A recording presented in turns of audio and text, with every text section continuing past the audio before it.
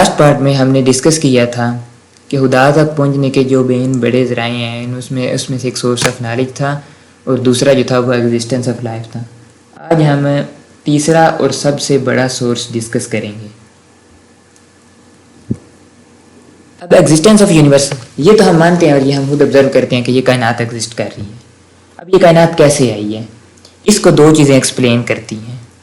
ایک تو یونیورس کے بارے میں کنسیپٹ یہ ہے کہ یہ ایٹرنل ہے، ازلی ہے، قدیم ہے. دوسرا جو ہے وہ اوریجنیٹڈ ہے، حادث ہے، یعنی یہ عدم سے وجود میں آئی ہے. پہلے اس کا وجود نہیں تھا، پھر اس کو وجود بخشا گیا، جیسے وجود ملا جیسے بھی، وہ ہم آگے ڈسکس کرتے ہیں. پہلے ہم ایٹرنل تھیوری کو ڈسکس کرتے ہیں کہ اگر یہ بلیو کیا جائے کہ جو یونیورس ہے وہ ہمیشہ سے ایگزسٹ کر رہی ہے تو ہمیں اس میں کیا مسائل درپیش آتے ہیں. ہمیں تین قسم کے مسائل درپیش آتے ہیں. پہلا جو ہے وہ فائنائٹ سورس آف ہیٹ ہے، دوسرا انٹروپی ہے، تیسرا ایکچوئل انفینٹی ہے. ہم ان تینوں فلاز کو باری باری ڈسکس کرتے ہیں اور ہم یہ پروو کریں گے کہ کائنات ازلی نہیں ہو سکتی. Finite sources of heat. All sources of heat in universe are finite. For example, sun carries a certain volume which is 1.4 multiplied by 10 raised to power 27 cubic meter, so it contains a finite heat. یہ ہم روزمرہ زندگی میں observe کرتے ہیں کہ جتنے بھی سورس ہیں ہیٹ کے، ہم ایک ایگزامپل لیتے ہیں کینڈل کی. اب کینڈل جو ہے وہ ایک سورس آف ہیٹ ہے، ہم اس کو جلاتے ہیں، اس کا ایک پرٹیکولر سائز ہے اور کچھ ٹائم لگے گا جس کے بعد وہ کینڈل انرجی دینا یا ہیٹ دینا بند کر دے گی. وہ 1 منٹ لگے یا 2 منٹ لگے، لیکن ایک ٹائم بار ہوگا جس کے اندر وہ ہیٹ دینا بند کر دے گی. اب ہم کہتے ہیں کہ جتنے بھی نیچرل سورس آف ہیٹ ہیں وہ بھی فائنائٹ ہے. ہم ایک ایگزامپل لیتے ہیں جو سب سے بڑی ایگزامپل ہے سورج کی. سورج کا ایک سرٹن والیوم ہے جو یہاں ہم نے بتایا ہے. تو جب اس کا بھی سرٹن والیوم ہے تو اس کا مطلب یہ ہے کہ یہ ایک فائنائٹ ہیٹ ہے اس میں، کہ اس سے زیادہ ایک ٹائم آئے گا جب یہ ہیٹ دینا بند کر دے گا. اب یہ اس کو اربوں سال لگیں، بلینز ایئرز لگیں، ملینز آف ملینز ایئرز لگیں، لیکن ایک ٹائم آئے گا جب یہ ہیٹ دینا بند کر دے گا. اسی طرح سے باقی جو سورسز ہیں وہ بھی فائنائٹ ہیں. تو جب سارے سورسز فائنائٹ ہیں تو اس کا مطلب ہے ہیٹ کے جتنے بھی سورسز ہیں وہ سارے کے سارے فائنائٹ ہیں. As infinite time has passed since the creation of universe, so the heat must have diminished, but it is opposite in fact. ہم دیکھتے ہیں کہ جیسے ایٹرنل تھیوری جو ہے کہ کائنات شروع سے ایگزسٹ کر رہی ہے، اس کے مطابق تو کائنات کو ایک انلمیٹڈ وقت گزر چکا ہے، انفائنائٹ وقت گزر چکا ہے. تو جب ایک لامحدود وقت گزر چکا ہے تو اب تک وہ جو فائنائٹ سورس آف ہیٹ ہیں انہیں اب تک ختم ہو جانا چاہیے تھا، اور اب تک جو ہمیں ہیٹ مل رہی ہے وہ نہیں ملنی چاہیے تھی انسان یا دوسرے سورسز سے، لیکن ہمیں یہ مل رہی ہے. اس کا مطلب ہے کہ یہ پاسبل نہیں ہے کہ یہ کائنات شروع سے ایگزسٹ کر رہی ہے. کوئی نہ کوئی اس کی ٹائم لیمٹ ہے جس سے یہ سن وغیرہ جتنے بھی ہیں یہ وجود میں آئے ہیں اور یہ ابھی تک ہمیں ہیٹ دے رہے ہیں، لیکن ایک ٹائم آئے گا جب یہ ہیٹ دینا بند کر دیں گے. دوسرا جو فلاح ہے یہ بلیو کرنے میں کہ یہ کائنات ایٹرنل ہے، انٹروپی ایک پرووڈ سائنٹیفک فیکٹ ہے. اب یہ انٹروپی کیا ہے؟ Measurement of disorderness is called entropy. یہ تھوڑا ڈیفیکلٹ کنسیپٹ ہے، اس کو غور سے سمجھیے گا. ہم ایک ایگزامپل لیتے ہیں. ہم ایک جار میں پانی لیتے ہیں اور وہ پانی اسٹیگننٹ ہے. ہم اس کے نیچے ہیٹ رکھتے ہیں. جیسے ہی ہم اس کو ہیٹ پرووائڈ کرتے جائیں گے تو وہ بوائل کرنا شروع ہو جائے گا. اس میں جو مالیکیولز ہیں وہ موشنز میں آ جائیں گے، وہ گردش کرنا شروع کر دیں گے، اور جو وہ اسٹیگننٹ تھا جو اس میں ایک پرٹیکولر آرڈر پایا جاتا تھا وہ ڈسٹرب ہو جائے گا. یعنی جو مالیکیولز ہیں ان میں ڈس آرڈرنس کریٹ ہو جائے گی. اب اس میں جتنی ڈس آرڈرنس کریٹ ہوگی یہ انٹروپی ہے. اسی طرح سے اگر ہم ایک لوہے کی مثال لیتے ہیں، اس کو بھی ہم میلٹ کریں، پہلے وہ ایک باقاعدہ آرڈر میں ہوتا ہے، پھر ہم میلٹ کرتے جائیں جتنا بھی 200 یا 300 ڈگری سیلسیس جتنا بھی اس کو ٹائم لگے، وہ ٹائم گزرنے کے بعد اس میں ڈس آرڈرنس کریٹ ہو جائے گی. جو اس کا پرٹیکولر آرڈر تھا وہ خراب ہو جائے گا. تو وہ آرڈر سے جتنی ڈس آرڈرنس کریٹ ہوئی ہے اس ڈس آرڈرنس کی میئرمنٹ کو انٹروپی کہا جاتا ہے. اس کا فارمولا کیا ہے، یعنی وہ یہ میئرمنٹ ہم کیسے کرتے ہیں؟ Del S is equal to del Q over del T. Del S کیا ہے؟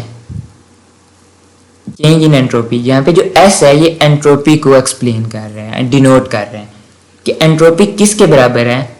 जब भी हमने किसी चीज़ में डिसऑर्डरनेस ऑब्जर्व करनी है तो हम ऑब्जर्व करेंगे, हम ये प्रूव करेंगे कि इसमें जितनी हीट इसको प्रोवाइड की गई है और जितनी देर के लिए हीट प्रोवाइड की गई है, ये दो चीज़ें हम लेंगे।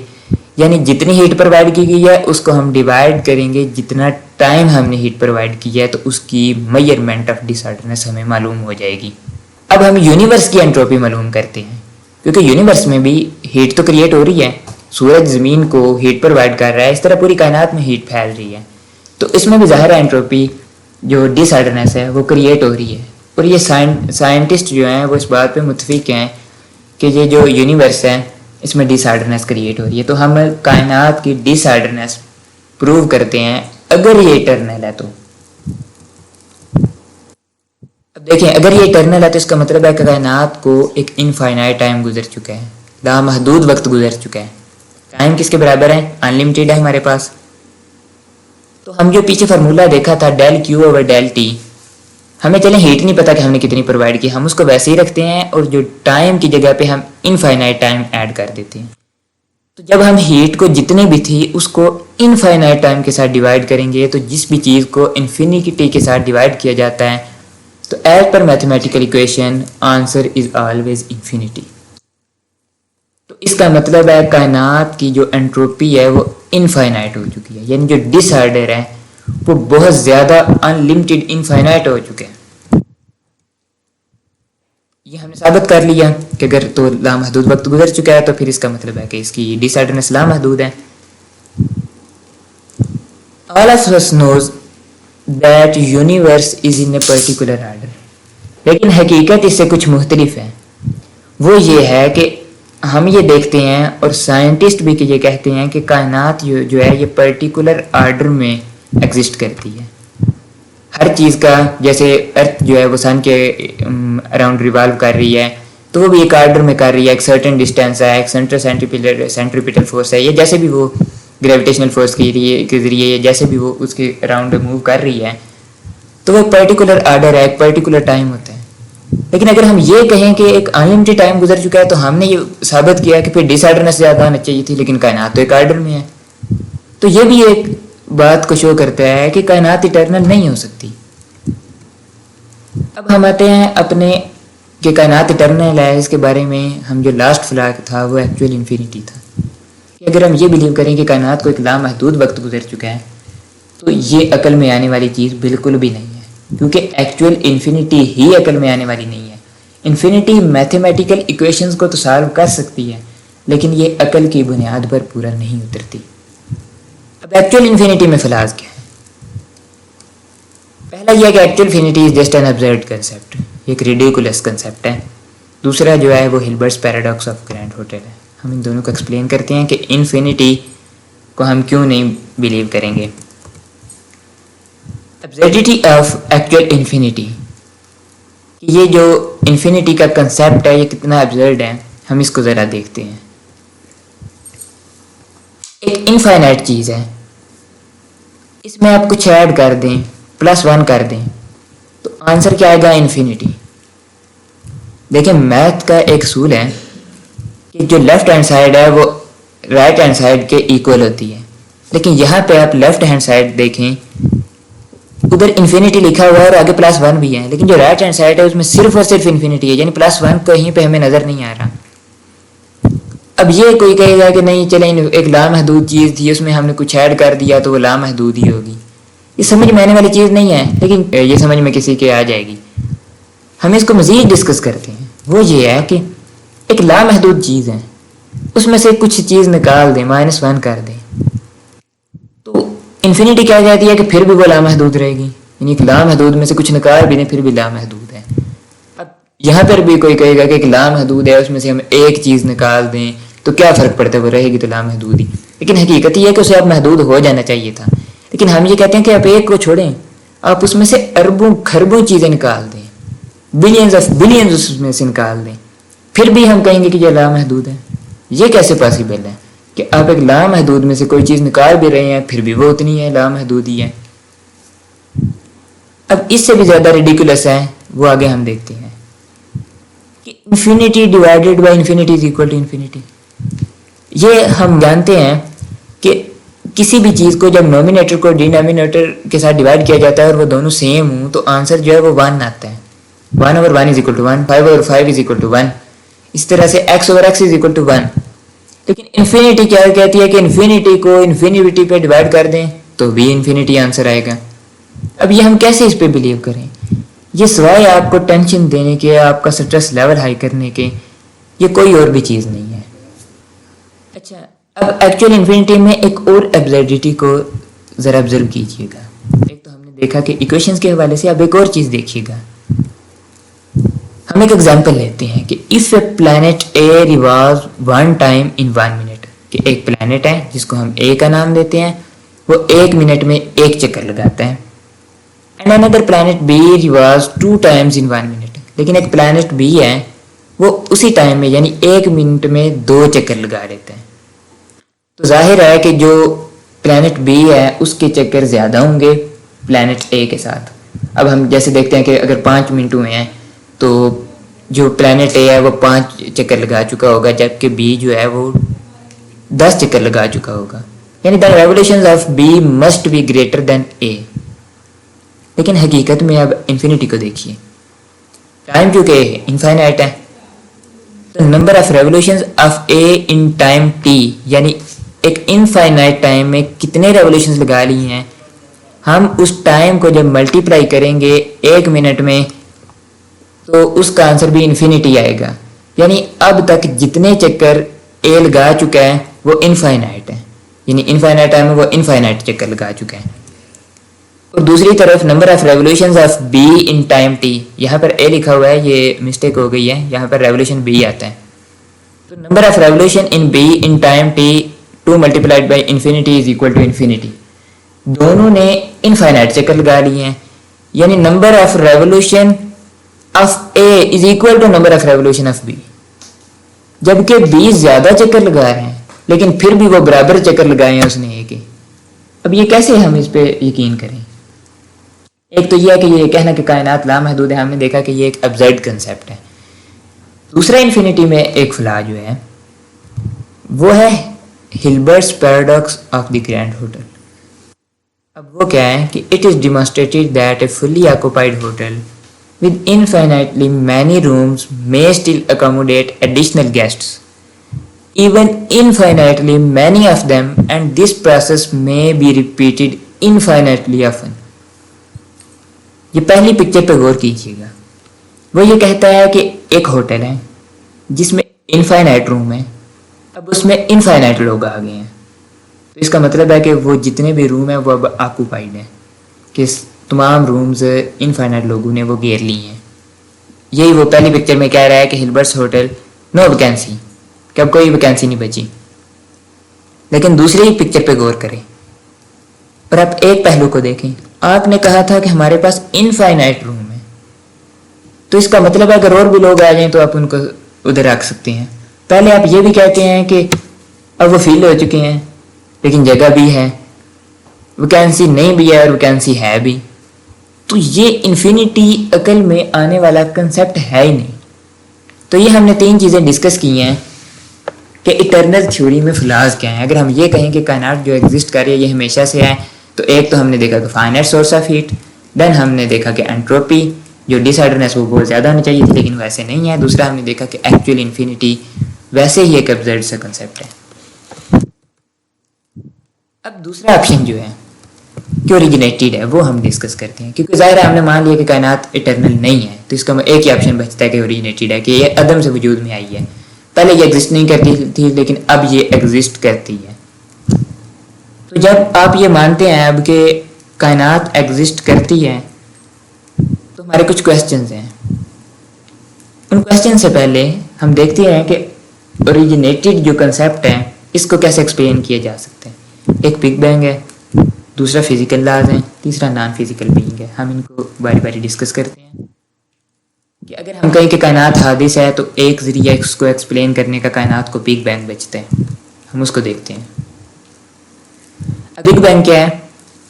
एक अवाम नास में ये गलत उलाम हो चुका है कि ایک بہت بڑا شاید گولا تھا جس میں دھماکہ ہوا اور یہ ساری یونیورس وجود میں آ گئی. بگ بینگ یہ نہیں ہے.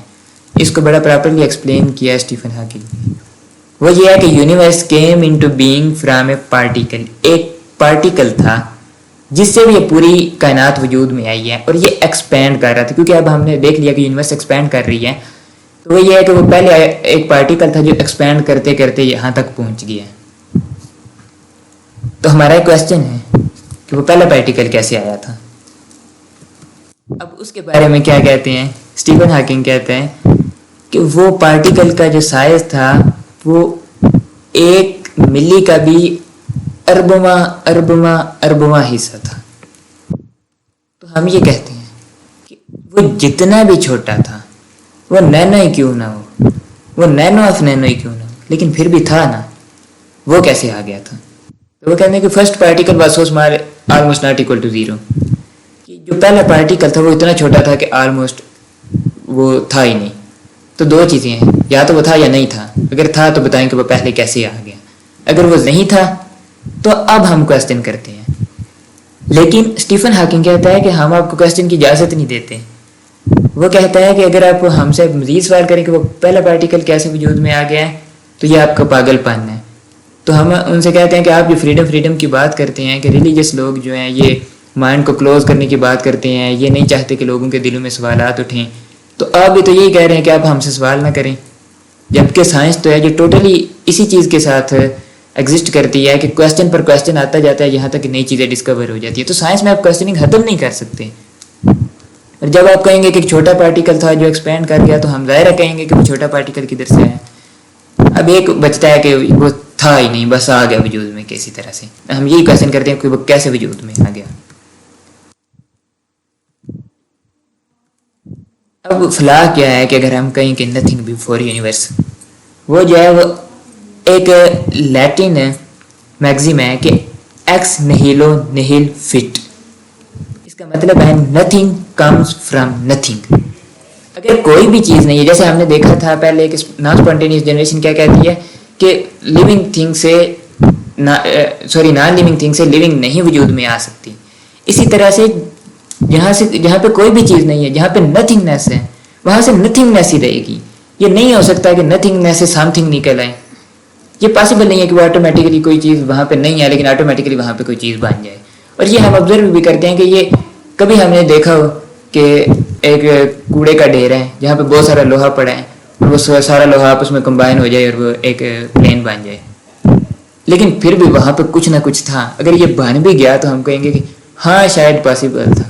یہ امپاسبل ہے لیکن پھر بھی کہہ لیں.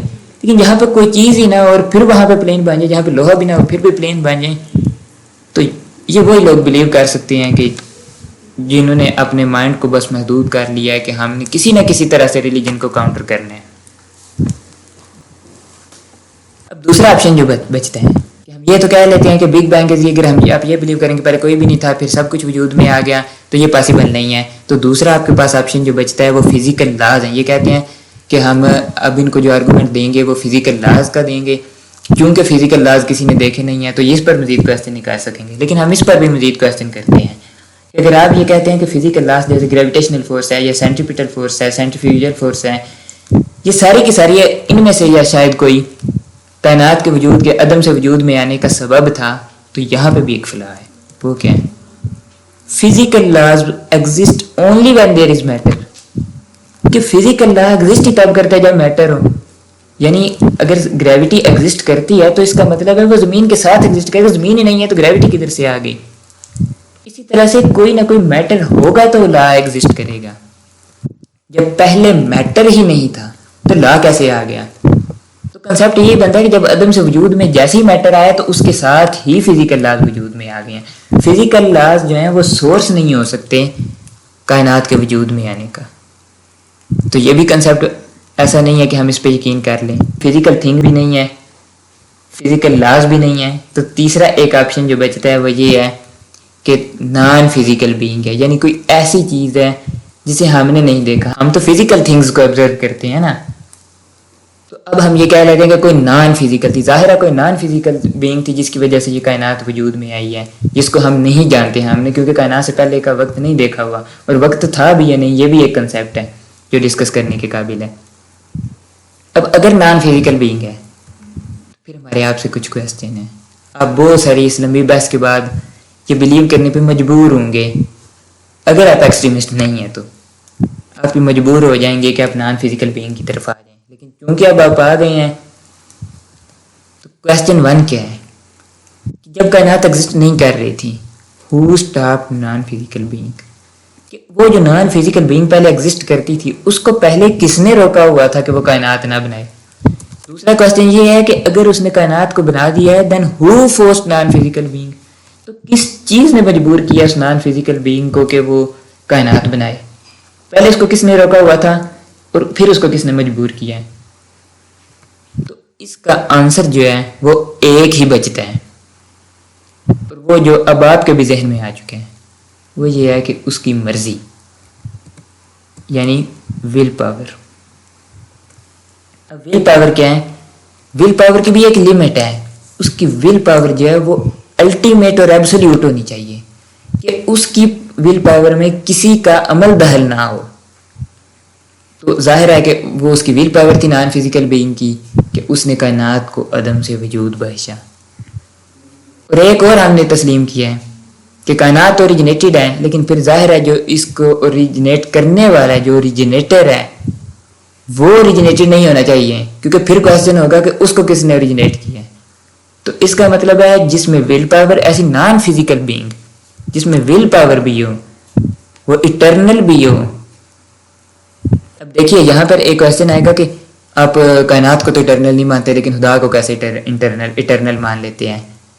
تو ہم آپ کو یہ کہیں گے کہ ہم نے تو دیکھا ہے کہ کائنات فزیکل چیز ہے، اور ہم یہ آبزرو کرتے ہیں کہ فزیکل تھنگ جو ہے وہ اٹرنل نہیں ہو سکتی.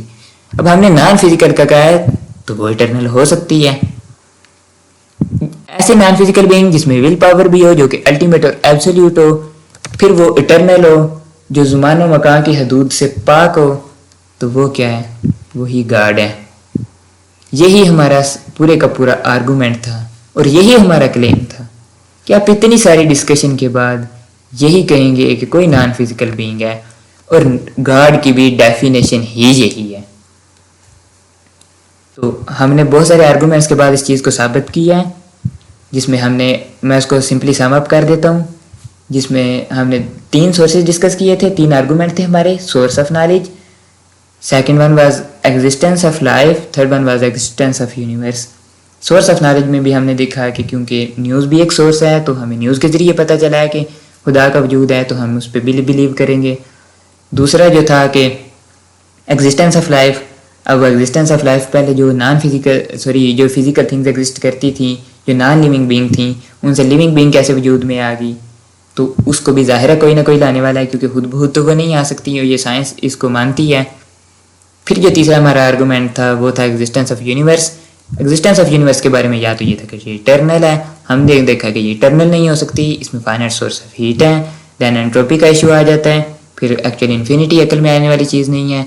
پھر جو آپشن ہمارے پاس بچتا تھا وہ یہ تھا کہ یہ اوریجنیٹڈ ہے. جب اوریجنیٹڈ ہے تو یہ کیسے وجود میں آئی ہے، وہ ساری ہم ڈسکشن کے بعد پہنچے ہیں کہ یہ کوئی نہ کوئی نان فزیکل بینگ تھی، اور وہی جو non physical being who carries will power which is ultimate and absolute and is eternal independent of time and space is called God. تو یہاں پر ہمارے آرگومنٹس اینڈ ہوتے ہیں. Thank you. اب ہم انشاءاللہ نیکسٹ ایپیسوڈ میں ہم یہ ڈسکس کریں گے. یہاں پہ کچھ کویسچن آپ کے ذہن میں آئے ہوں گے کہ ول پاور جو ہے، یعنی جسے ہم صفت ارادہ بھی کہتے ہیں، وہ تو ہمارے اندر بھی پائی جاتی ہے، تو کیا اللہ کی مرضی ہماری مرضی کی طرح کی ہے؟ یعنی جو باقی اعتراضات ہیں کہ جیسے ہم کہتے ہیں کہ اللہ سمیع ہے، تو ہم بھی سمیع ہیں، ہم بھی سنتے ہیں چیزوں کو، تو کیا وہ ہماری طرح کا ہی ہے؟ کیا اس کے بھی کان ہے؟ ہم ان ساری چیزوں کو ایڈریس کریں گے، اور اس کے علاوہ جو باقی بھی کویسچن ریز ہوتے ہیں ہم ان کو 1 by 1 ڈسکس کریں گے. تب تک کے لیے اجازت دیجیے. Thank you. اللہ حافظ.